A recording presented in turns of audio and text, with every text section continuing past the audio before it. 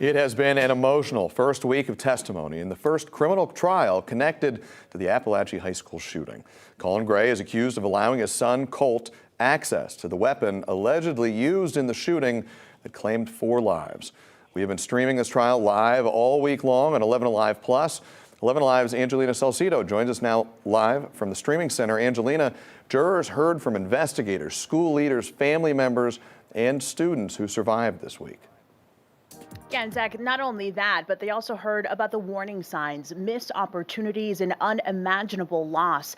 Colt's grandmother was the last person to take the stand today. The question at the center of this trial is not whether or not this shooting happened, but whether Colin Gray should be held criminally responsible for it. For 5 days, a courtroom sat through the horror of what happened inside Apalachee High School, and the question of who should be held responsible. This case is about this defendant, his actions, and the horrific consequences. Prosecutors argue this case isn't about punishing a parent for a child's crime. They say it's about what Colin Gray knew and what he failed to do. They revealed a bedroom wall covered in photos of Parkland shooter Nicholas Cruz. And they say months after deputies warned Colin Gray about threats tied to his son, he bought Colt a rifle for Christmas. The rifle stays in his room. The defense pushed back, arguing this was a tragedy, not a crime. That's the difference between tragedy and criminal liability. They say Colt hid his plans. No text, no confession, no warning that a shooting was imminent. I know you guys are worried about your kids, I understand. Then came testimony from inside the school. Students describe hearing what sounded like tapping September 4th, 2024, then realizing it was gunfire. I just texted my family, I love you. One of my majors come running to my office and says there's an active shooter at Apalachee.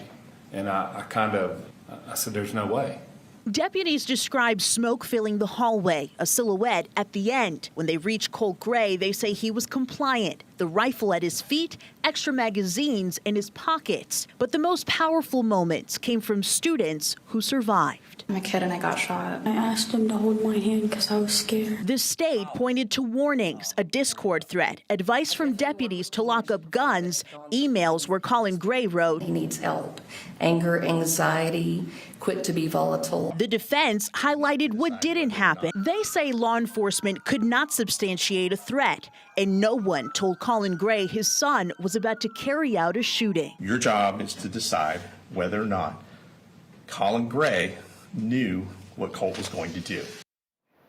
So today we did spot Colt's mother, Marcy Gray, at the courthouse and inside the courtroom. She's expected to be the first person called to testify on Monday morning when this resumes at 9 a.m., Zach. Angelina, a tough first week of testimony for the jurors to listen into. We know there will be more coming up next week. We'll be following right along. Angelina, thank you. And we will continue to bring you live coverage from inside that courtroom. You can download 11 Alive Plus on your TV to stream full testimony and key moments from the trial.